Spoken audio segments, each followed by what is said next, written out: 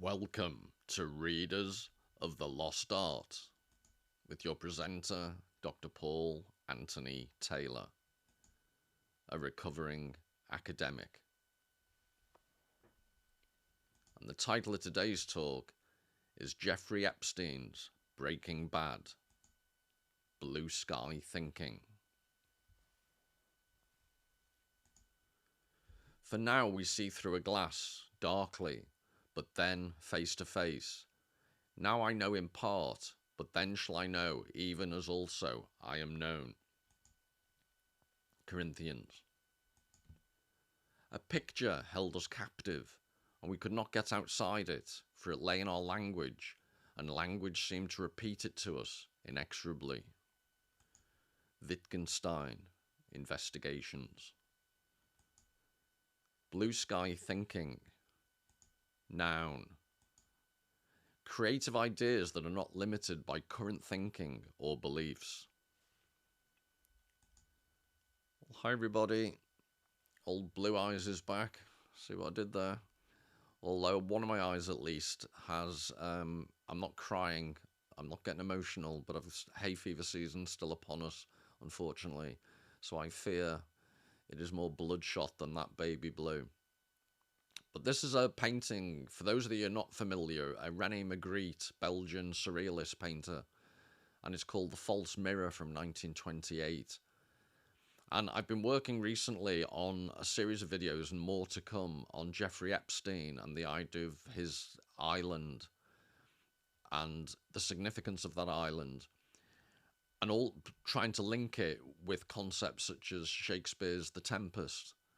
So rather than just diving to all the conspiracy theories about Epstein, I wanted to just leave all that behind for other people and look at some of the symbolism and some of the cultural references about islands, about evil. And this, I've gone down more rabbit holes recently on this topic than Bugs Bunny with 16 coffees inside him. So this painting just began to hang some ideas together. So I'm going to explore it, and I'm going to explore it in a very specific way, because there's an influence upon Magritte when he painted it that's to do with the concept of sight and perspective. And that's just an influence. I think it was an instigator, it was a launch pad for him to make this painting. Because he was a surrealist, a lot of their work is enigmatic. And that's something I wanted to explore, because if I'm totally honest with you, I've gone through my life not being a big fan of surrealism. But the more I've looked at this picture and how it relates to other issues about the relationship of art and culture, I've just thought more and more and more about it. And what I'm going to link it to in today's talk to try and make it more accessible, there's more The Tempest and Shakespeare to come, but in this talk, I wanted to look at the TV series Breaking Bad. And don't panic, if you've never seen it, don't worry. I'm going to show you a pile of images from it, and it doesn't really matter if you've seen it. I will give away the end of the 5th series, the finale. So just be warned. I'm like this painting, I'm going to discuss its enigmatic quality, and with Breaking Bad also, what I want to do is promote this idea that art encourages associations and resonances. Because one of the things I picked up on, I was just glancing through some discussion sites devoted to Breaking Bad, and maybe it's because there's a chemistry theme running through Breaking Bad, which I'll explain shortly, and perhaps people from a science background were drawn to it. And they seem to be, there's lots to decode, there are lots of pieces of symbolism, and there's some great, you could be a real detective and go to town on Breaking Bad. And I'm not discouraging that or saying there's anything wrong with that at all.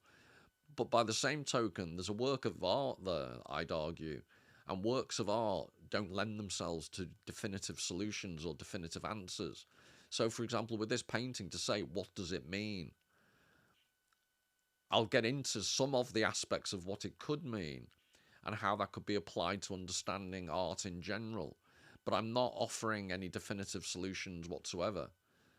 Likewise with Breaking Bad, I wanted to make some associations, and hopefully they'll be interesting, but I don't want And likewise, I'm going to associate it with the concept of Jeffrey Epstein and his island. And I'm not, with respect to anyone who is interested in the conspiracy theories, who's on Epstein's list, all of these things, they're not the topic of this talk. So please don't berate me for not doing something I never had the intention of doing in the first place. So if you're into Epstein conspiracy theory angles and stuff, this isn't the video for you. But if you want a broader perspective about the notion of Epstein's evil, the island, the Tempest, I'm going to do in a couple of future videos, but this one particular aspect of the how this painting could actually help you think of a couple of cultural issues differently, I thought it would be interesting to pursue. So one example right off the bat, I'm going to really pursue this concept of the sky blue. And in Breaking Bad, sky blue is on occasion used to refer to the amphetamine that the main protagonist produces because it has a unique blue colour.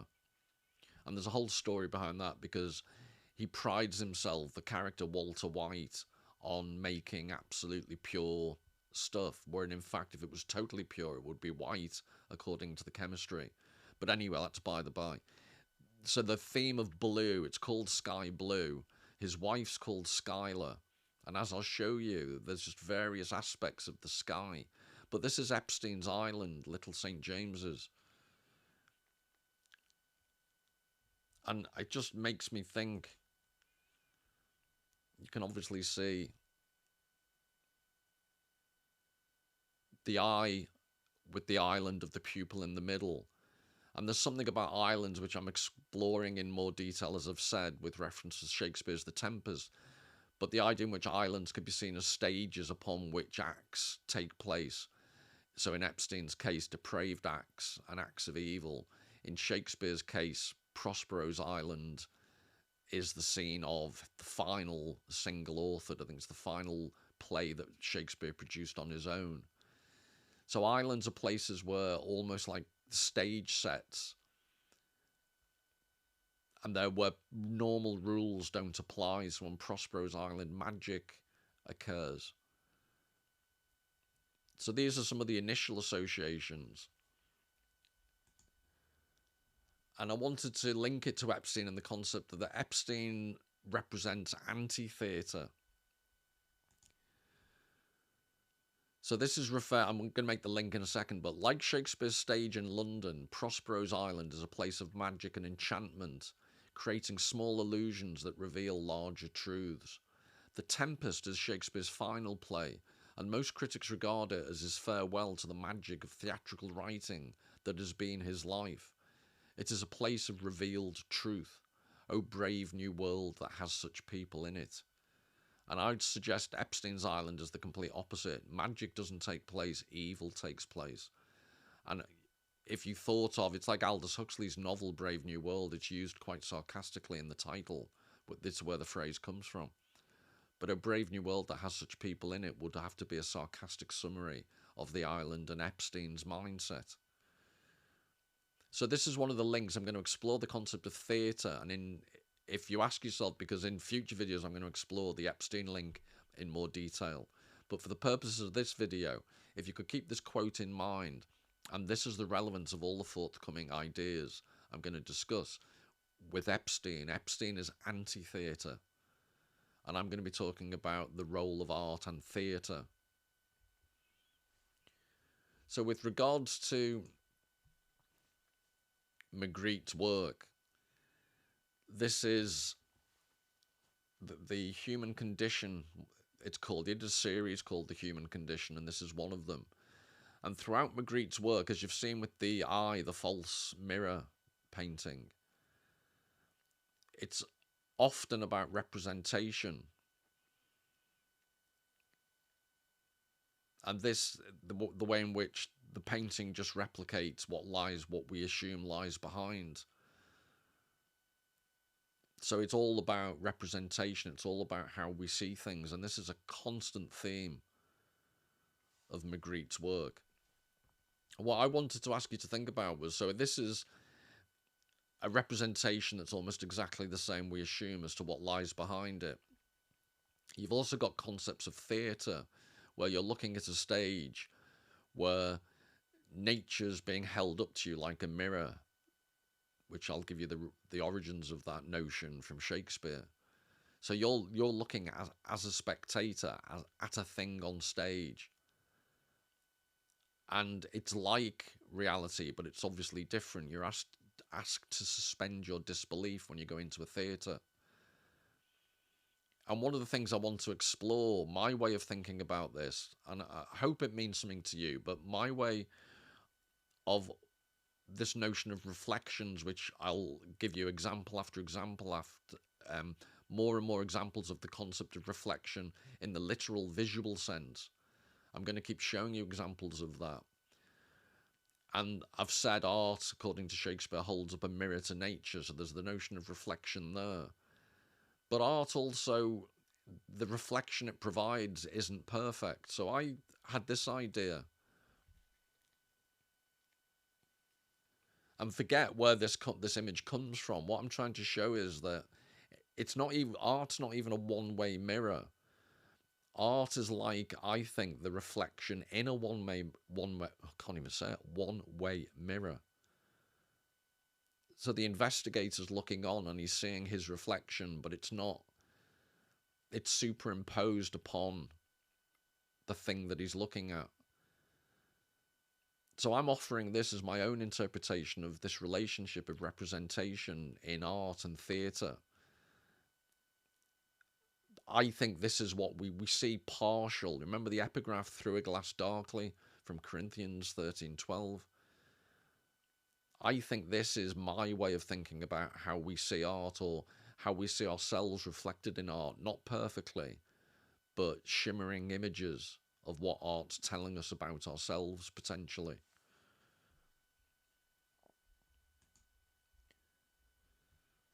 So in visual form, this is about as visual as I get in terms of creativity, but the relationship of Epstein to art. So I'll introduce Breaking Bad, and Baby Blue is the name of the song that sang at the very end of the finale, where Walter White, the main character, this chemistry teacher who becomes a drug maker and kingpin, he's lying there and the song plays because Baby Blue was his true love. And that's the lyrics of the song are all about, his special love, the Baby Blue. So that creates the question of what motivates you in life. What is the one project or purpose that gets you up in the morning? And again, in that sense, Epstein is like anti-theatre, he's anti-art, he's anti-life's purpose because he chose to go down a very dark road. And so did Walter White, becoming this drug kingpin. But I'd argue Walter White, as he's depicted on screen, is an immensely complex character. He's a good father, he's incredibly loyal to his family, but also does some absolutely atrocious things. So he's like the Shakespearean tragic figure. Whereas there are elements, I suppose, to Epstein, except the little I know of him, he doesn't seem to be as complex a character. And I'll give you reasons for saying that. I think the way he went about life was simplifying it and making it as predictable and exerting as much possible control as he could muster over his environment, which again I'd suggest is anti-theatre, anti-art. But just this and I'll also ask you to keep in mind this concept of the Baby Blue. What's the thing? I think at the end, Walter White has this smile on his face, which I'll show you. He passes away relatively peacefully, considering, and he caresses almost one of the big vats that he makes the drugs in. And the whole notion of the song and the way the plot all comes together at the very end, it's the one thing he did brilliantly, even if it was a bad thing, creating drugs. And it just made me think about, because in The Tempest, Shakespeare, Prospero in some ways is a stand-in, also a controlling figure like Walter White and Epstein. and Shakespeare's presenting this final play that he wrote on his own, and Prospero is almost has resonance with Shakespeare, the actual man, and the way in which he was saying goodbye to the one thing that gave his life purpose. So there's good purpose and bad purpose, obviously, but I'm fascinated by this, what gets people up in the morning, and the sadness and the tragedy for people who don't have anything. So I resonate. I'm not trying to big myself up, but talking about Prospero, one of the reasons he gets in trouble and ends up on the island all abandoned from the rest of the world is that he's obsessed with his books. So there was a terrible film with John Gielgud called Prospero's Books, but he immersed himself away from the world, and he was the Duke of Milan, and his position was he was overthrown by his brother. And I think it was his brother, memory's failing me as ever, but he's overthrown, and the reason for that is he was distracted, and at the very end he gives up his books. He drown one of his particular things, one magic book he throws in the sea because he's giving up on, but it's the one thing where he was in complete control. And again, like this anti-Epstein character on Prospero's Island, Prospero was the linchpin, like Walter White, the drug kingpin. And it's this idea that when you're in complete control and when you're doing the thing you love, how that can enrich your life. And then it obviously is up for discussion how harmful or how benign that passion can be. And you've already seen what I'm going to build into the talk is this. I'm going to keep, don't worry, I haven't had a stroke, but I am going to keep showing that false mirror, that blue eye, repeatedly, deliberately through the talk, just to keep refreshing your memory and to give you a visual cue. Because I just think it encapsulates so much of what art is trying to express, even when it fails.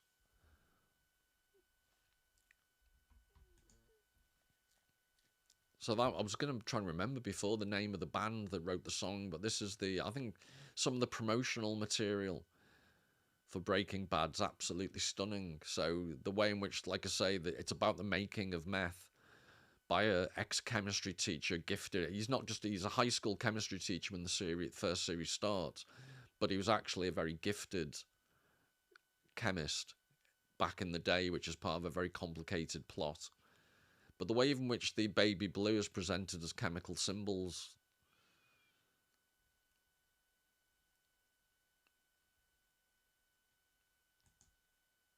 and it's set in New Mexico. I think it's near Albuquerque, so any American viewers, please correct me. And there's issues to think about how I don't know whether you'd call that desert, but there's the desert-like environment of New Mexico.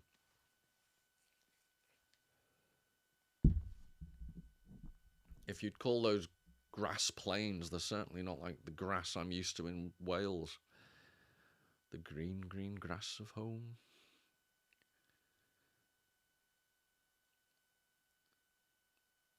But this, I'm going to fixate and just mention at every opportunity the blue sky. And I'm reclaiming this phrase. I used it as a definition at the beginning, blue sky thinking.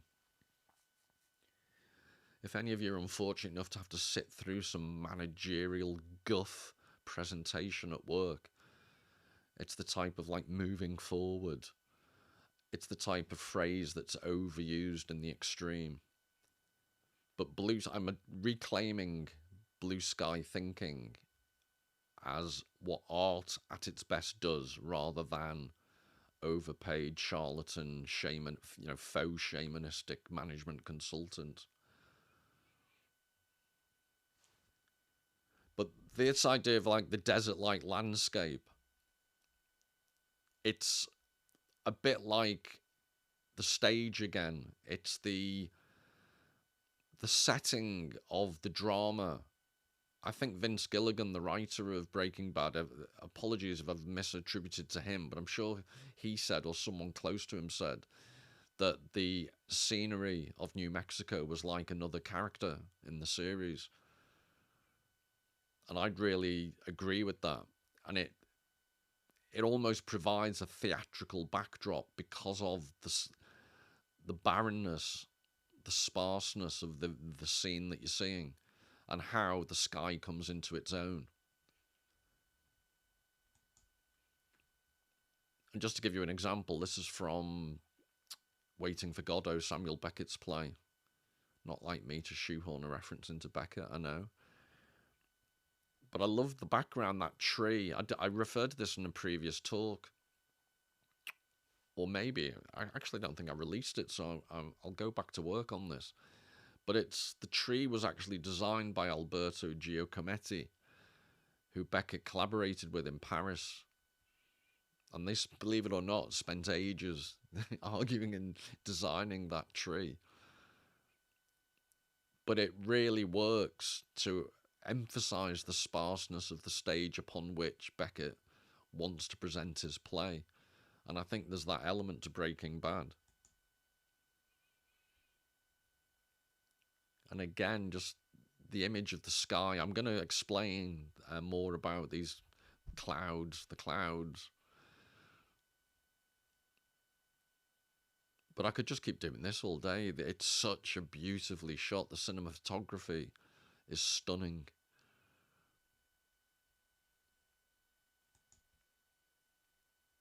And that's the meth that he's produced in a massive container. He produces industrial amounts.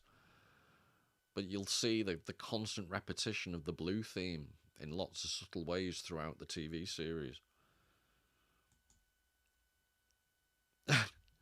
And I must be outing myself as a sky fetishist.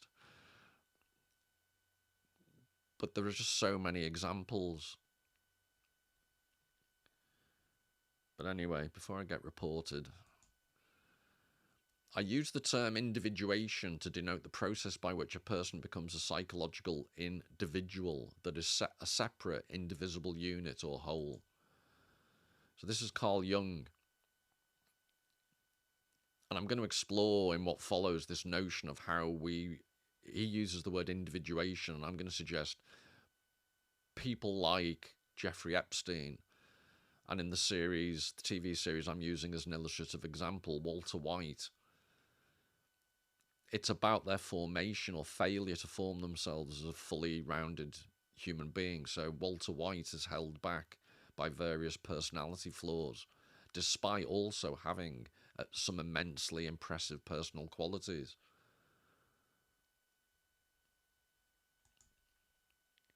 The primordial experience is the source of the visionary's, creativeness. It requires mythological imagery to give it form. It offers no words or images, for it is a vision seen, as in a glass darkly. And that's again Carl Jung in a different book. But notice how Jung's picking up on the epigraph I chose from Corinthians, as in a glass darkly.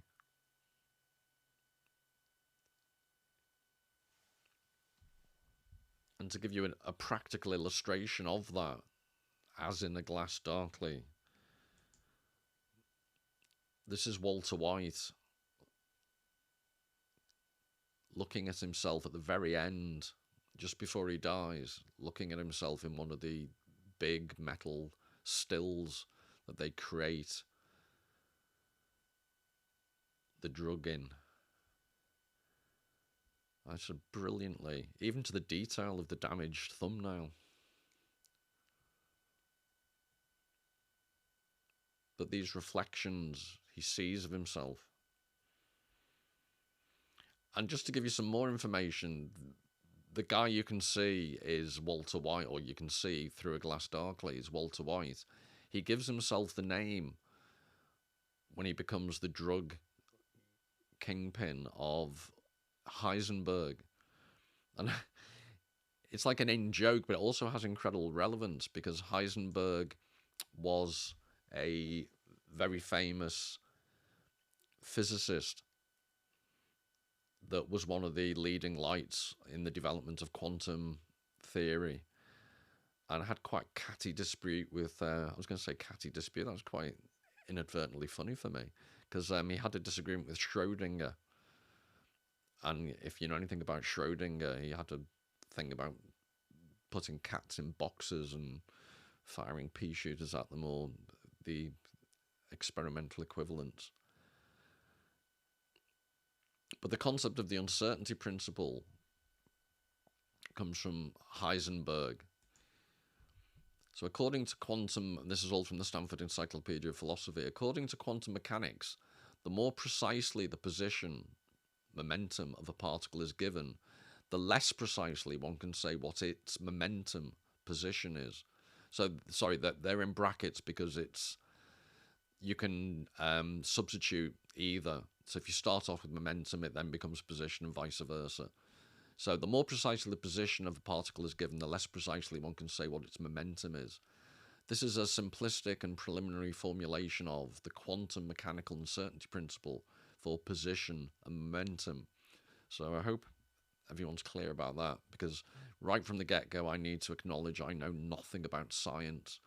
You could fit my scientific knowledge on less than the back of a postage stamp. But I thought the Stanford Encyclopedia of Philosophy was quite a reputable source. So Heisenberg introduced his famous relations in an article of 1927 entitled, and there you go in German. I would attempt to pronounce that, but I just think out of respect for the German language, I will not. You can't make me. But this is what fascinates me, this third paragraph. Literally, the closest translation of the term anschaulich is visualizable. But as in most languages, words that make reference to vision are not always intended literally. Seeing is widely used as a metaphor for understanding, especially for immediate understanding. Hence, anschaulich also means intelligible or intuitive. So I just love, I won't dwell on the point because maybe it's for another day and I need to suddenly do a degree in physics. But the way in which visuality, according to Heisenberg, who's also the name of the alter ego of Walter White, uncertainty is the principle, it's bedded into the principle of visuality.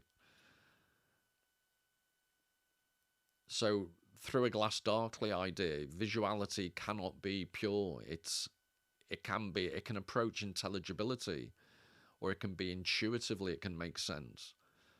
But there's, from a physics point of view, I just love this association, anschaulich, between visibility and ambiguity and a slightly enigmatic quality, which goes right back to the painting, The False Mirror. So when people are trying to interpret what Breaking Bad's all about, or what the False Mirror Magritte painting is all about, I'd argue, have the uncertainty principle in mind.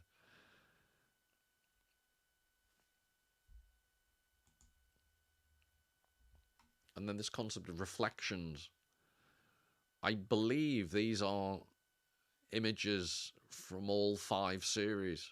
Apologies if they're not.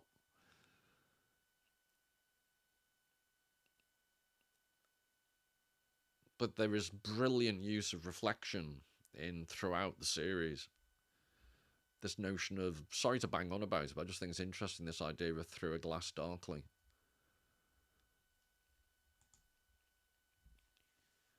So even in, I don't think many toilets have paper towel dispensers buffed to that degree of gloss. Maybe the cleaner was in an especially enthusiastic mood that day. But even when he's in the bathroom, this use of reflection.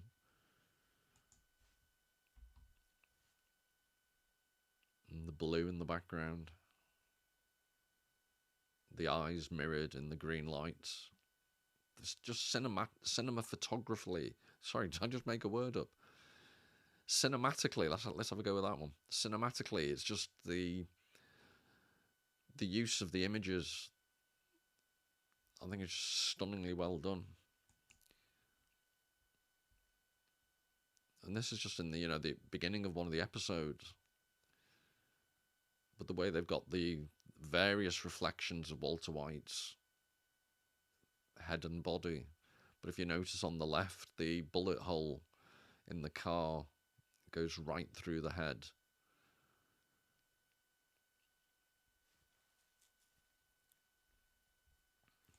And then we're back to my cloud fetishism. Went all Sean Connery then. Fetishism, Moneypenny. But I could just wax, I was going to say lyrical, but bore you all to death just with droning on about the use of the scenery.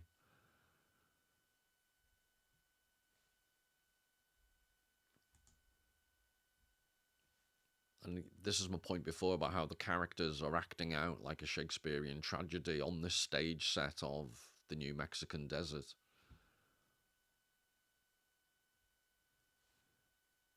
So there's quite dramatic. They do look like almost like Shakespearean heroes or villains. But then you've got the bathos. This is one of my favourites. And there is a story behind this. They're basically making the meth in that Land Cruiser, I think you might call them. And obviously it's baking hot. So they take off clothes, but he's running around the New Mexico countryside in his white Y-fronts. But again, the scenery is just stunning.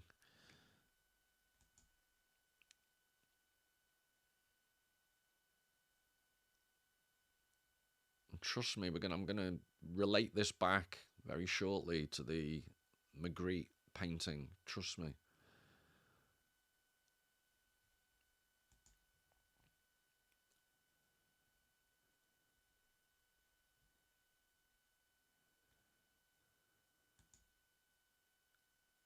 And I'd ask you to keep the way in which the sun, the setting sun,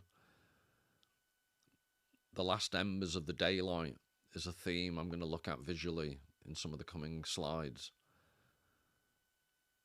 And the way in which the corona of light can sometimes, I'd argue, in some images take on the role of the pupil in Magritte's painting. So that's all a big introduction to the Breaking Bad and the use of the images of sky, but also the colour blue. And I'm arguing it relates to the Magritte painting, which I'll explain shortly, but the links are associative. There's resonances. I've used the word enigma, there's ambiguity. And then contrast that, earlier on I referred to Epstein as being anti-theatre. And I just want to briefly show you some excerpts from the household manual. This was the household manual on Epstein Island that Ghislaine Maxwell created, and it goes on for 58 pages. So some people might have a go at me and say, well, what's wrong with having a household manual? They've got important guests. The servants need to know what they're doing. But I'm just giving you some excerpts of 58 pages. And why I'm emphasizing this is on Epstein Island, the whole point is the whole environment had to be controlled, quantified, no elements of doubt, no enigma, no ambiguity, complete and utter control and standardization, which later, when I talk about the concept of visual perspective and the way in which reality is presented in a uniform, geometric way, I'm suggesting there are parallels here with the attitude of Ghislaine Maxwell and Epstein to their environment and how they wanted to control it. And what I'm suggesting is art does something completely different. Art promotes ambiguity, promotes enigma. But just to give you, so this is the list of contents.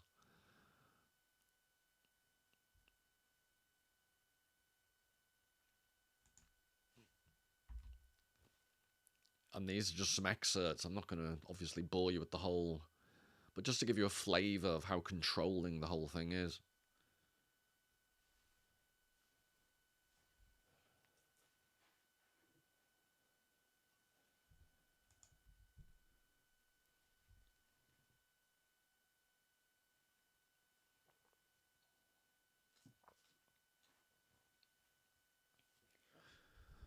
There are many reasons I wouldn't have qualified for a job on Epstein Island, but the very final instruction would probably defeat me. I also believe, I don't know if it's an apocryphal story, but when Disney World, Euro Disney opened a branch up in Paris and they had to do a staff training course for the French workers to teach them how to smile as inanely as forgive me, but American workers, and apparently the French workers were just confused. They were saying, well, why would you just smile for the sake of it? And if you've ever visited Paris, they really don't do a lot of smiling unless there's something in it for them. Parisians are not famed, or even around the rest of France, for being the cheeriest, smiliest people. So the idea of Euro Disney having to train their staff to smile just tickled me a little bit. And on and on and on it goes. All calls should be answered in 3 rings or less.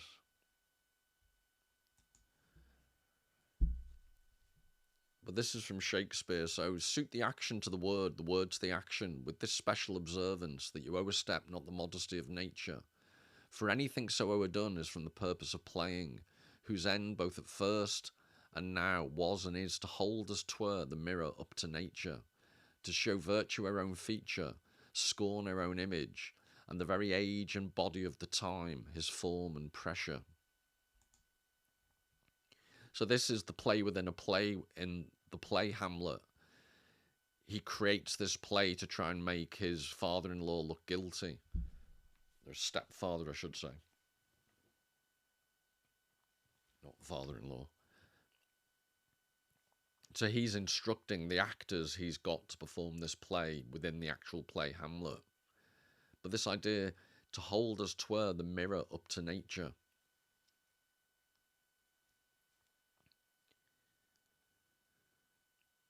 That introduces the whole notion of to what extent. I said at the very beginning about the one-way mirror and seeing your reflection. I think actually that's what art tends to do more than directly holding a mirror up to nature.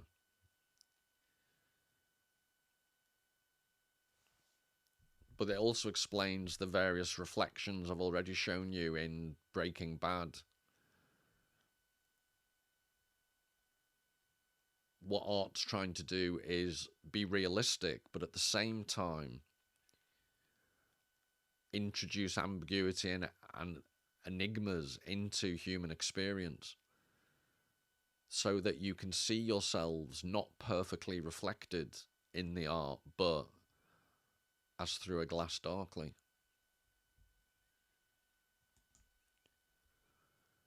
And then more Shakespeare, all the world's a stage, and all the men and women merely players. They have their exits and their entrances, and one man in his time plays many parts. So that's the famous quote from As You Like It.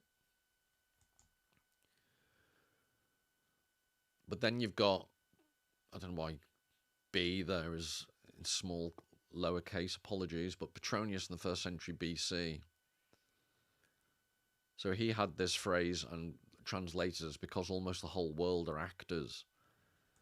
And that became all the world plays the actor. And why I mention that, that was the motto of the Globe Theatre of Shakespeare.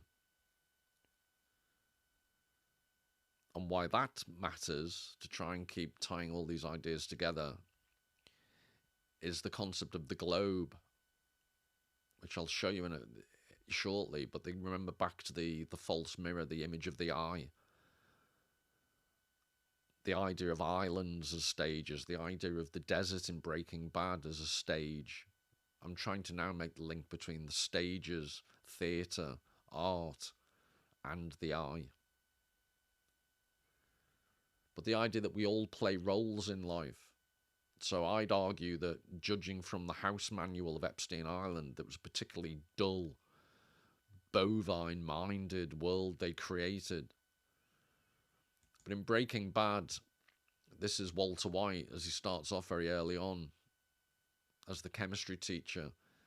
And it's brilliantly done. He's teaching. It reminds me of Ferris Bueller's Day Off when he's doing the register and all the bored kids. But all of his students, nearly to a person, are incredibly bored. I think he's teaching inorganic chemistry, which apparently is not the most interesting thing anyway. But he obviously has passion for his subject, unlike his students. So he's playing a role on a stage as a chemistry teacher, and we'll shortly see how that role changes quite drastically. But this notion of reflections, the way in the images he sees himself in a fragmented mirror, talk about holding up a mirror to nature.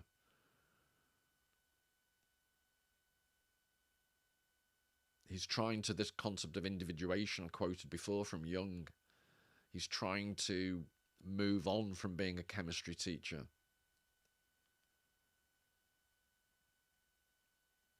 I just think this is a stunning image of the fragmentation of the mirror.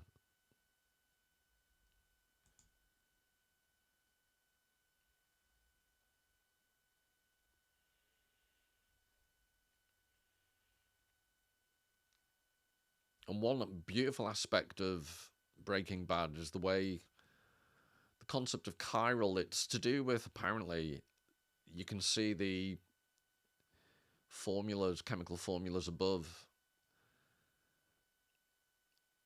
but the way in which you can have a mirror image of certain molecules and they're exact, but because they're the mirror opposite, this concept of chirality, they can have profoundly different effects. And I think that he chooses the example of thalidomide because that had horrific consequences, because they misunderstood at the time the significance of this mirroring effect. But you see below how Walter White, the chemistry teacher, morphs into Heisenberg, the drug dealer. The actual chemistry that he's teaching is borne out in the plot of Breaking Bad, which I think is just a really clever way of looking at this concept of holding a mirror up to nature.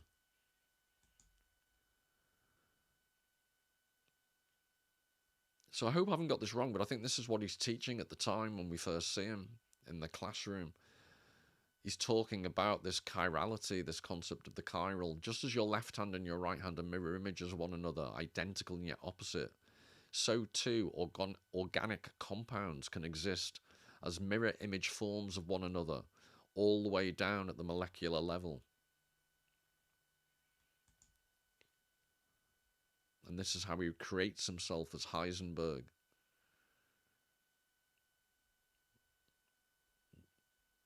The drug kingpin.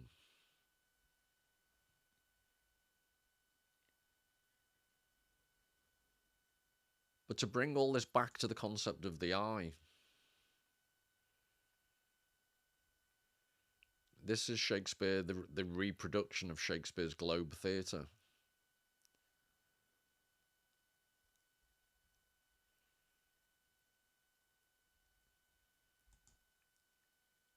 And this, Claude Nicolas Ledoux, I'm translating the eye reflecting the interior of a theatre of Besançon.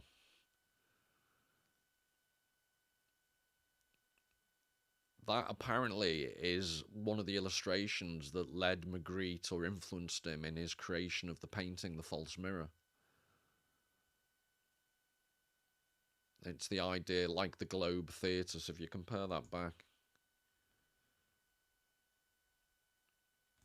the association of having the perfect view within the theatre. And it reminds me, in Manchester, the Royal Exchange Theatre, it was a huge, big, traditional corn exchange, I think it was, like a stock market for Manchester. So it was a very old traditional building, but inside this huge expanse of space, they did this globe like. It was completely enclosed, but this almost made out of scaffolding material, a spherical theatre inside. So there was a decent amount of people could fit in the theatre, but you had an amazing, no one had a bad view. And it was performed in the round. There was a complete circle, was the stage in the middle.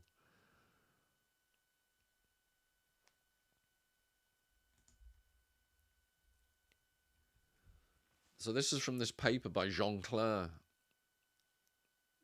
where I'm going to start bringing all this together back to the concept of the painting, the false mirror. And it is surely in the perfect convergence of forms, spherical for the eye and ideal for the theatre. In other words, the ideal way of being able to see everything, like this globe, the globe theatre of Shakespeare, that the origin of this engraving is to be seen. It's there in the convergence between the organ of sight and the edifice celebrating visibility. There in this equal sight line common to the instruments of vision and of spectacle, and there in that curvature, identical in the monument which stages and the retina which registers. So Jean Clair's making this comparison between the eye and the stage. If through physiological congruence the theatre was, as it were, the perfect reflection of the ocular globe, that globe was reciprocally the perfect mirror of the theatre. And if you're finding all this a bit abstract, I can hear you heckling me. He's making this, obviously, in simplest possible terms, the notion of the eye, the notion of the circular theatre, the notion of the globe, all these things loosely tie together. But just interestingly, I wanted to show you an image that North Americans might recognize. This is taken from, it was called Portfolio magazine. It was a design magazine. They only made a few issues. And the very first issue was from an article called The Gift to Be Simple, Shaker Design. So I don't know a lot about the Shakers, but I think it's a small sect of Protestantism in North America.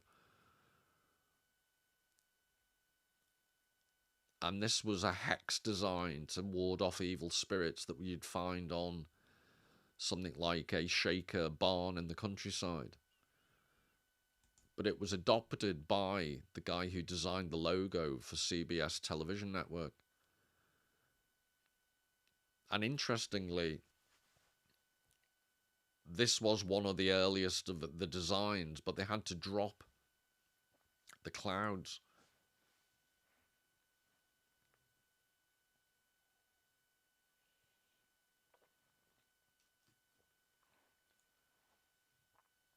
They had to drop the clouds because they're accused of plagiarizing somewhat Magritte's painting. But what they obviously wanted to express was the idea, the slightly bizarre idea, because rather than you looking at television, it was the idea that CBS was looking at you. So the logo was used without the clouds, and it was simplified down just to the inner bit of that picture.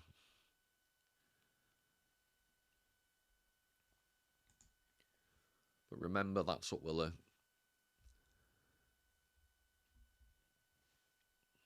I don't think there's much argument. It was influenced by the Magritte, even subconsciously. But I'd be surprised if they didn't, nick the design slightly.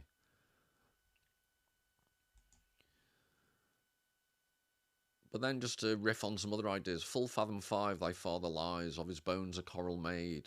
Those are pearls that wear his eyes, nothing of him that doth fade, but doth suffer a sea change into something rich and strange.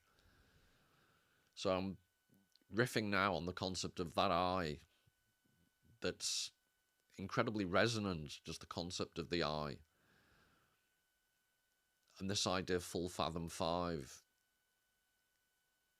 it's the song by Ariel at the beginning of The Tempest, or towards the beginning.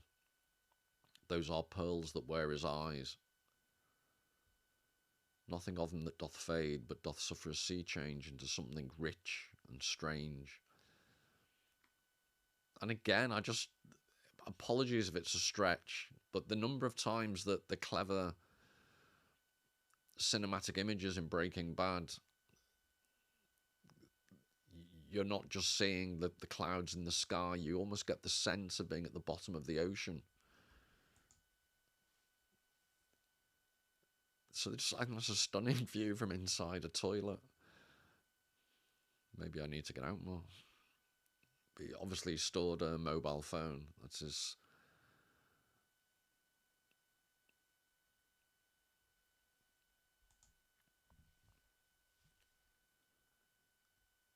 But again, even more, at the depths of the ocean, full fathom 5.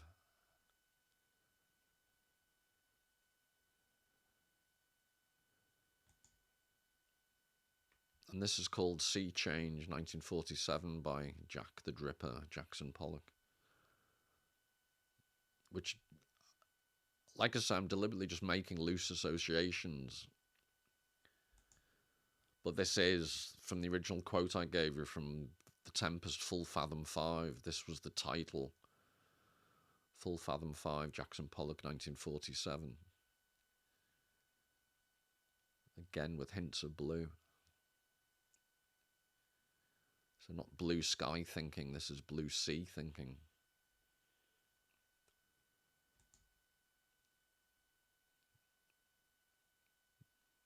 But this is when they've made the blue meth. And they're looking down on it. Full fathom 5, like.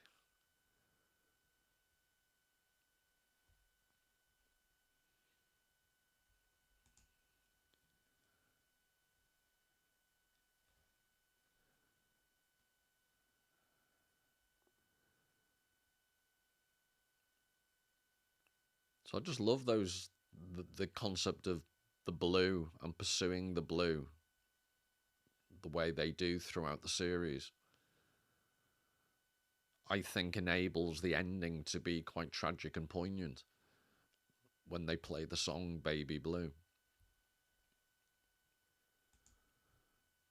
But to give you, it's a slightly convoluted story, but I'll do it as quickly as I can. Walter White, he's got involved in the drug business and he has the chance. His partner, Jesse, has a girlfriend and they're both addicts. And he has the chance to save her life because she begins to choke and he chooses not to for various reasons that he can only justify to himself. But he just stands there and watches her choke.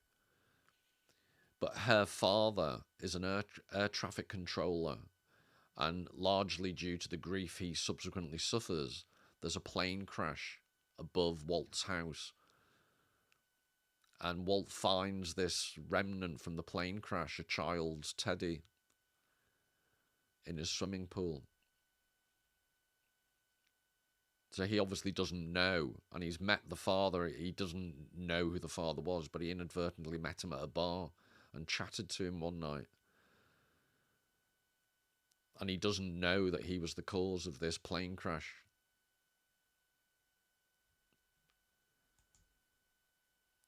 And that's the eye that from the missing from the teddy.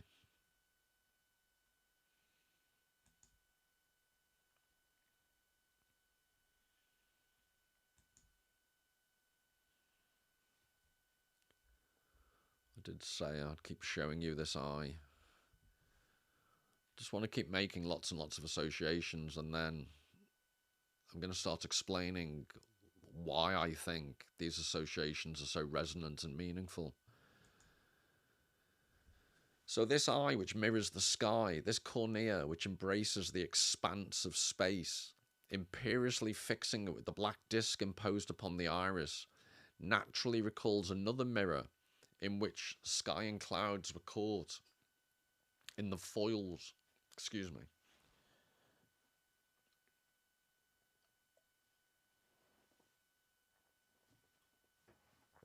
Sorry, I need water. This eye which mirrors the sky, this cornea which embraces the expanse of space, imperiously fixing it with the black disc imposed upon the iris, naturally recalls another mirror in which sky and clouds were caught in the foils of an ingenious mechanical and mathematical device, a cloud-filled mirror of particular importance, since its discovery was to mark the beginnings of the art of classical perspective at the dawn of the Quattrocento. And what he's referring to, so he starts off referring to the Magritte painting, but what he's then comparing it to is when he talks about classical perspective at the dawn of the Quattrocento. So in the 15th century, this is Leon Battista Alberti did this book called De Pictura, which was showing people how to create perspectival drawings. And Brunelleschi, the architect,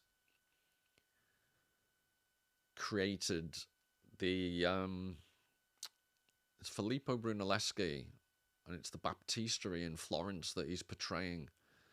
So what he's done is he's drawn in perfect perspective the Baptistery building in Florence.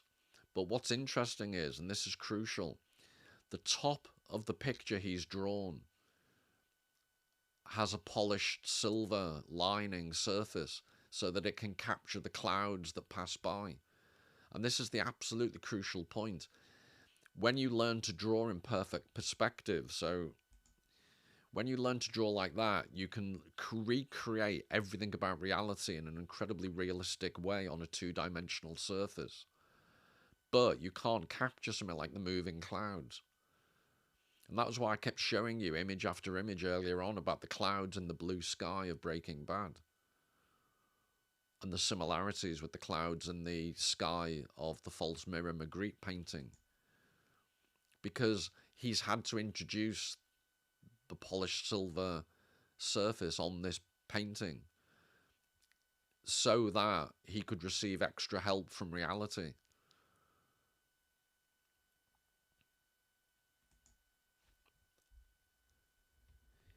He introduces, this is Brunelleschi, with the circuit of representation both a direct reference to exterior reality and an additional redoubling of the specular structure at the basis of the experiment. The observer placing his eye against the panel and focusing through the hole pierced at the composition's vanishing point on the reflection of the painted image in a mirror placed at a specific distance, perceived a sky that was merely the reflection of a reflection. Blue sky thinking indeed. Actually, insofar as Brunelleschi had to take into account the place on which the perspectively rendered walls were imprinted, Stampesano, he had covered the corresponding part of the panel with a darkened silver surface in which the atmosphere and the real sky were reflected, as were the wind-driven clouds which became visible in the silvered surface. So it's like a really clever early version of virtual reality.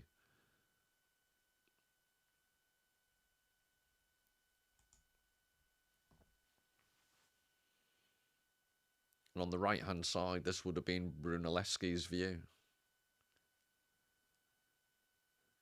The reflection of a reflection.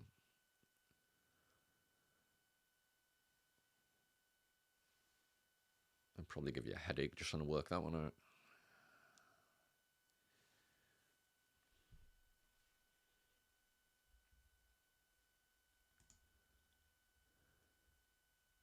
Damisch can then claim to recognise in Brunelleschi's experiment a limitation inherent in the system of perspective from the moment of its inception.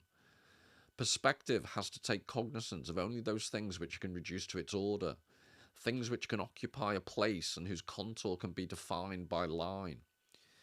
Now the sky occupies no place, it cannot be measured, and as for clouds, their contours cannot be fixed, nor can their forms be analysed in terms of surface.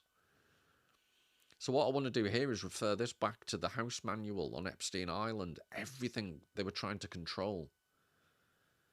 And as a metaphor, you can think of perspectival drawing as trying to recreate reality on a two-dimensional plane and control the representation. resort everything down to its geometric position in time and space. One moment in time and space captured on a two-dimensional plane. So there's no sense of the movement of time because you can't capture that unless you've got video. But you also, I just love this introduction of the one thing you can't control, the movement of the clouds. And what I'm going into this level of detail for is to emphasize that science and photography and cinema photography, all these things can try and capture reality, but there's always that little bit missing. And I'd argue in the original Magritte painting, it's that pupil, the black center, that enigmatic, reflecting nothing back, completely unknowable, ineffable, this weird center.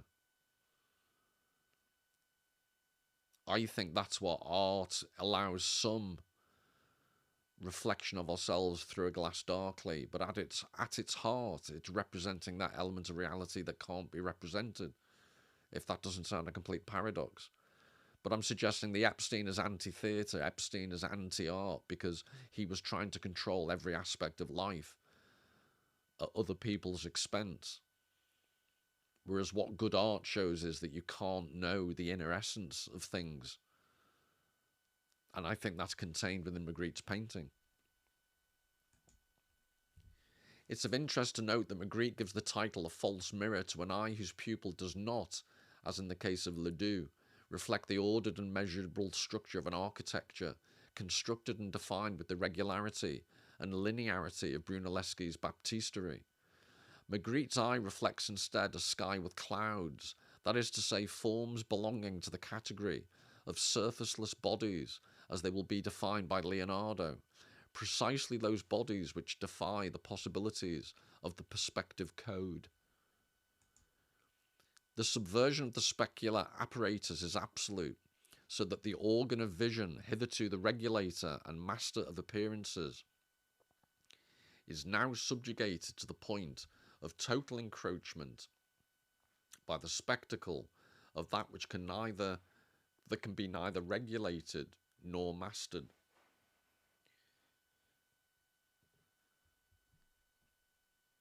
So that organ of vision, hitherto the regulator and master of appearances, is now subjugated to the point of total encroachment.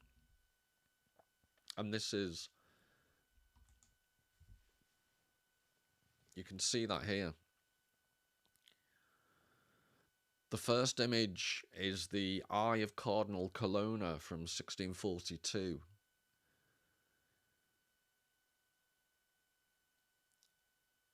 And what is being suggested is, by Claire, he shows these images in his article, that Magritte used this type, I think technically it's called anamorphosis, when there's a distortion of perspective. And Magritte pursued this idea several times, as we'll see.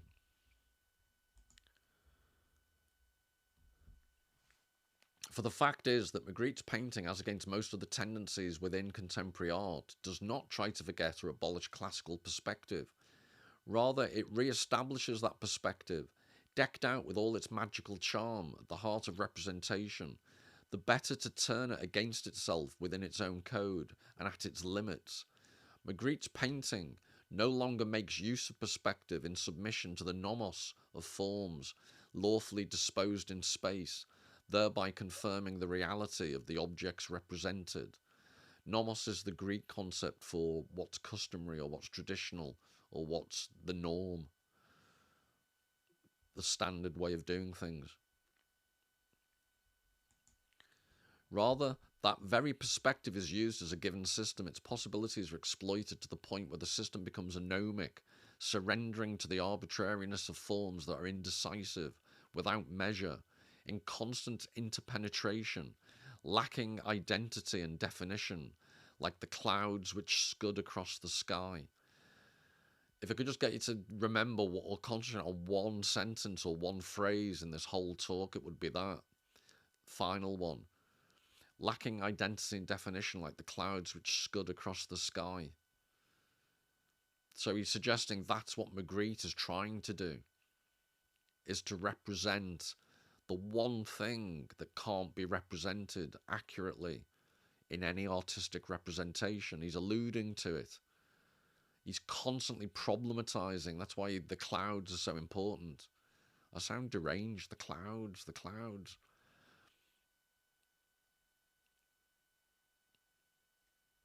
That was like Peter Lorre, if you've ever seen the film The Hand.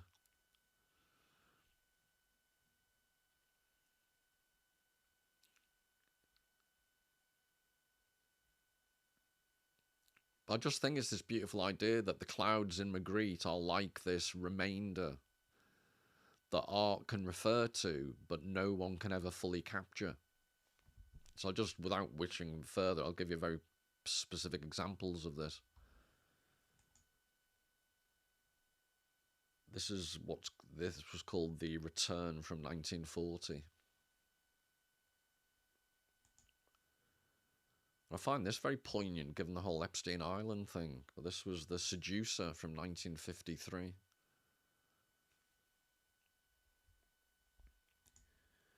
Leonardo had offered a definition of perspective as the first thing a painter has to learn in order to give each thing its place and to give it the right proportion in its place. He thus defined the coherence and propriety of a spatial structure such that the body is inserted within it and the intervals separating them are interrelated by a single law. So this is Leonardo. He's talking about the very, very specific coherence and propriety of a spatial structure. So it's the geometric aspect of perspective. So this is again from Alberti in the 15th century.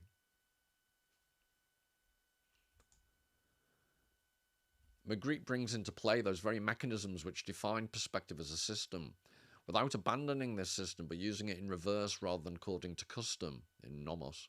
He thereby becomes involved in displacing things from their expected sites, assigning a dimension different from that provided by the ordered spacing of the perspective grid that you've just seen. The representation is consequently in every case either overloaded or impoverished to the point where it becomes incomprehensible to the eye with a possible claim to mirror things. So this is when, if you think back to that grid, then you've got that quotation. And I think what he's talking about is this type of Magritte painting. You see the cubes of perspective and the broken up body of the woman. And the clouds, the clouds. Blue sky thinking, remember? Magritte's surrealist stage design can be understood in a double sense as both the taste for the construction of theatrical sets, remember the globe, and that of conceiving plays. That is to say, as two complementary ways of occupying and organising space, either by geometrically determined form or by characters, attitudes, and speech.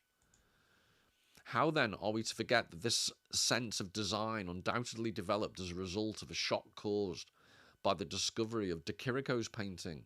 It's no accident that both the scenic and perspective elements of Chirico's work were inspired by the contemplation of Ferrara's city squares. So he's just arguing this is Ferrara in northeast Italy. I think it's close to Bologna. And de Chirico is another painter I've looked at in the past and will look at again in future. But this is a square in Ferrara, and this is a de Chirico painting, and he's suggesting that Magritte was influenced by de Chirico.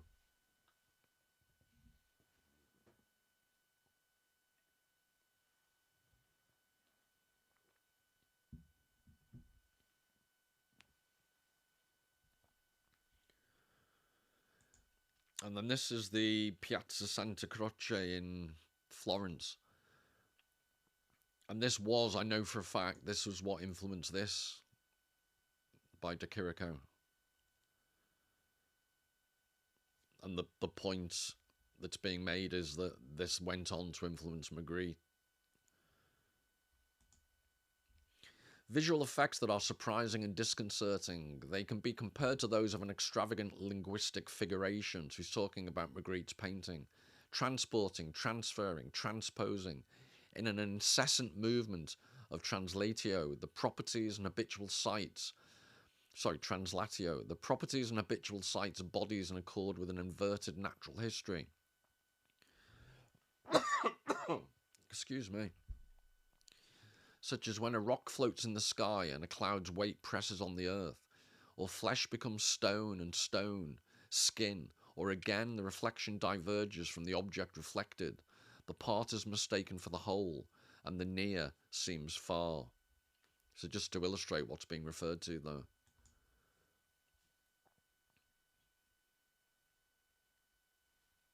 David Copperfield levels of expertise though.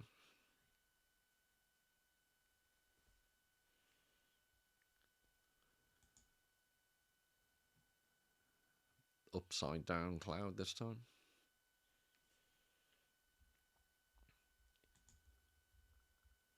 These effects are not rhetorical in character, for rhetoric not only respects the ratio of things, whether linguistic or visual, but through its own order strengthens and confirms that ratio.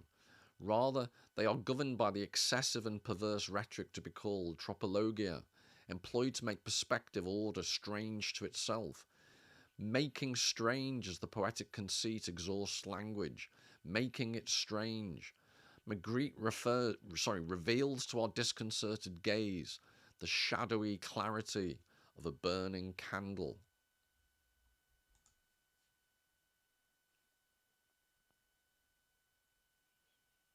That's The Dawn of Cayenne from 1926.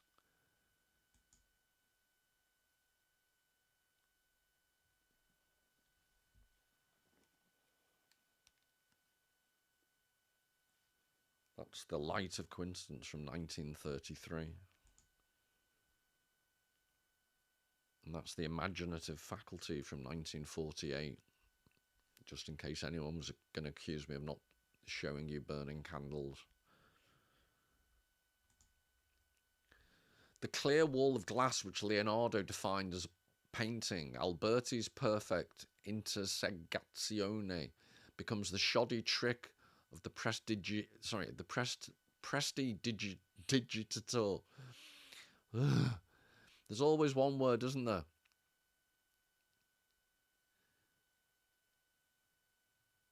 Prestidigitator. Go back to school. Whisking screens on and off in order to make images appear and disappear. And this is a painting he's referring to. And The Evening Falls seems in this respect like the climax, the final conceit of this disappearing act. The splinters of the visual world, once ordered along the carpenter's lines of cleavage, reunited in the unity of a central viewer, now lie scattered, like the pieces of a puzzle that cannot be put back together under the failing light of a small round sun, fixed and cold, like the pupil of the false mirror.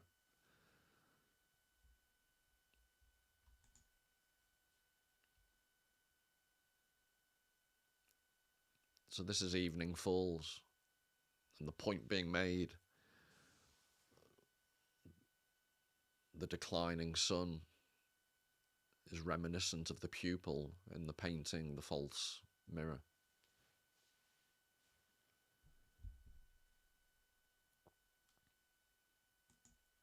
This is The Empire of Lights, 1954. Notice the daylight in the sky, but the nighttime beneath, and that's the contrast Magritte was going for. It's discombobulating effect.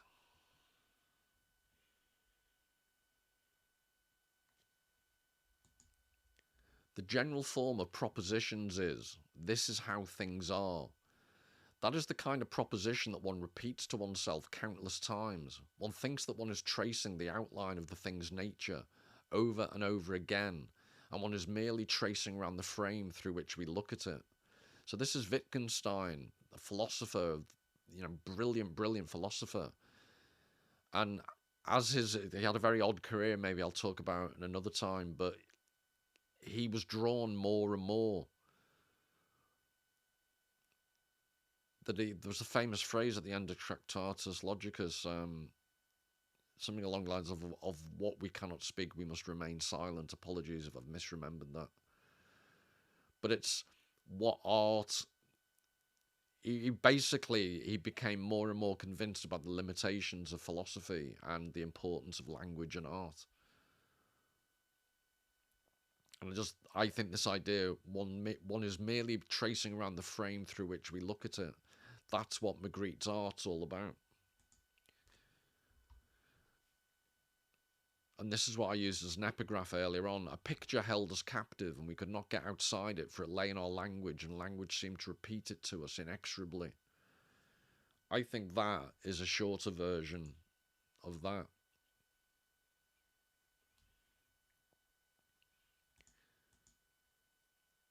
Sorry, I shouldn't have jumped ahead. So that's the short version, which I used as the epigraph. And I think this is what Magritte. So this was the treachery of images from 1928 to 29. But he's constantly playing with the borders between language and images. He's constantly playing with the borders. The glass receives the water that the umbrella's supposed to reject. So there's these contradictions he's playing with all the time. This is Hegel's Holiday, 1958. And then just to refresh your mind, because I want to show you when evening falls, when he was claiming the sun reminded him of the pupil that you can see here.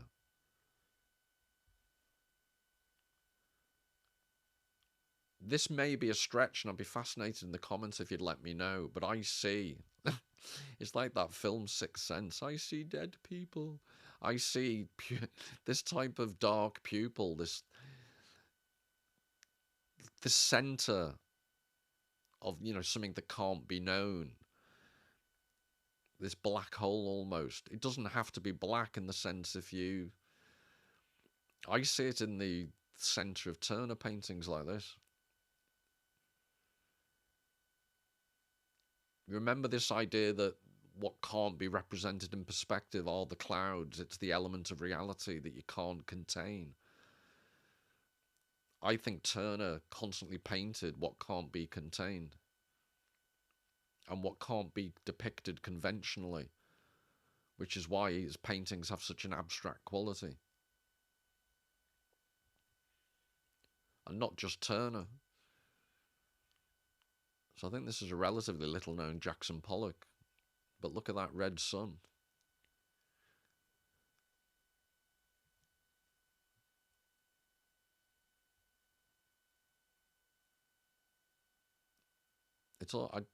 It's like a bit like Turner, but Edvard Munch springs to mind as well. And he knew how to show clouds that melted into the rest of reality. But again, this is Dolbaden or Dolbaden Castle from 1799. And maybe it is a stretch, but within those clouds, it's almost like the white sun breaking through. I always think of not all, but a lot of Turner paintings have this like epicenter.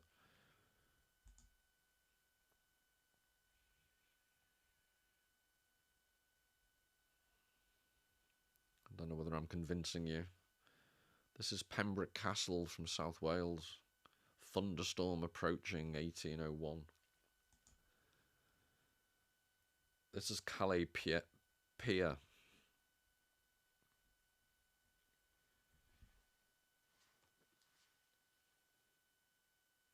1803. But you see the blue pupil almost?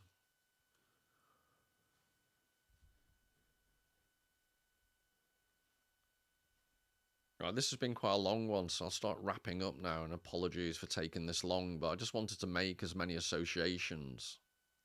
Hopefully they've hung together. You're not going to barrack me in the comments, but we'll see.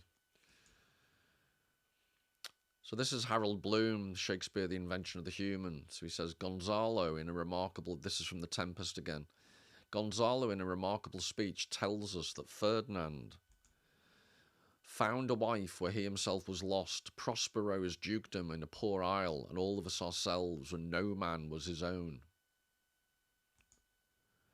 Gonzalo encompasses more than he intends, for Prospero's true dukedom may always be that poor isle, where no man was his own, since all were Prospero's, and only he was his own. How can the Magus, whatever his remaining powers be, find himself his own in Milan? So it's quite a poignant, and another video, when I've got more time, I'll look at the epilogue of The Tempest when Prospero, it's almost resigned, because he's no longer the Magus. He's going to go back to reality and be the Duke of Milan. But he only seemed truly happy. His baby Blue was mucking about on an island, owning his own destiny and controlling other people's, when no man was his own, but Prospero was. And ironically, going back to reality, Prospero will no longer be. Remember this, I'm repeating the term from Jung. I use the term individuation to denote the process by which a person becomes a psychological individual. That is, a separate, indivisible unit or whole. The primordial experience is the source of the visionary's creativeness. It requires mythological imagery to give it form. It offers no words or images, for it is vision seen as in a glass darkly. So I'm returning back to the epigraphs I used at the beginning, because with regards to Epstein and Walter White and Prospero, with regards to all these people, it's being able to reflect, it's been able to make ourselves individual wholes. Or we risk becoming the individual whole, as in H-O-L-E, at the centre of a Magritte painting. And to the extent that we can reflect upon ourselves, it's as in a glass darkly. And the thing about art is, I always wondered, if you think about the Germans in the 1930s, incredibly cultured society. And one question is, why did the depravity of the later years affect Germany if they were so artistically cultured? And the point is that art can, to paraphrase Shakespeare, put a mirror up to nature, but art can't make you look in the mirror. The act of reflecting upon yourself in the mirror that art affords us is only up to us as individuals. And I just love the end of Breaking Bad, where Walter White meets his Gotterdammerung, but he looks at this piece of equipment, lovingly caresses it,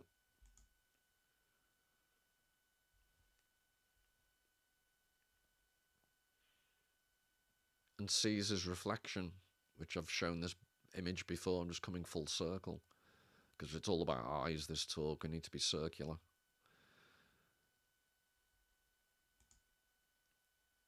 And this is his final.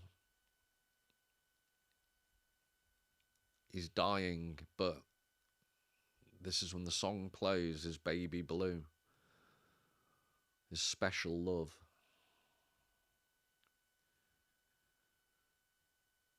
And in that sense, he's such a tragic character, because full of evil things that he does, but also he finally found, and it would have to be being a drug king, but he finally found the thing that gave him complete fulfillment.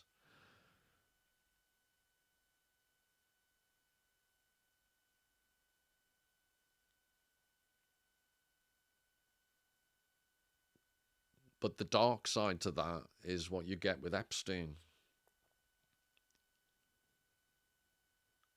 The inability to go through the process of individuation, which Jung claims we have to do, and which Prospero does on his island. Prospero realizes he has to go back to reality reluctantly, but he does. Epstein was only interested in creating his own completely controlled, evil Prospero-like island where he did control everybody else. But arguably the point is he didn't control himself. He didn't own himself. All that wealth, but he didn't own himself because he had no ability to self-reflect.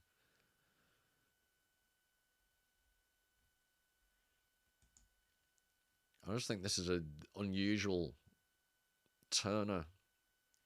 Death on a Pale Horse from 1825 to 30. But this is the dark side of the clouds that Turner's always painting, and in Magritte's painting, they're just fluffy, white, lovely clouds. But these are the clouds that I think Turner's exceptional at, that can never be. You're certainly not going to capture this in a perspectival drawing. This is what can't be captured. But Turner's having a go anyway.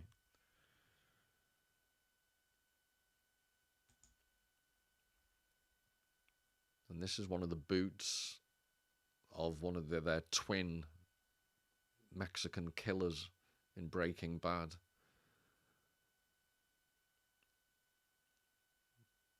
But just these images of death that Breaking Bad puts into the equation. And remember the eye of the toy.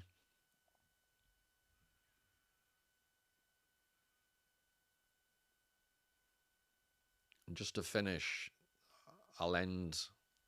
Well, I hope you've enjoyed it, but I'll finish with one image that perhaps if Epstein was able to have seen it, art holding a mirror up to nature, his own nature, I think this is what he would have seen, and maybe he would have been able to change, but something to be explored in a future video. So I hope you've enjoyed this one. Till the next time, all the very best. This is what I think Epstein would have seen if he'd have looked in the mirror.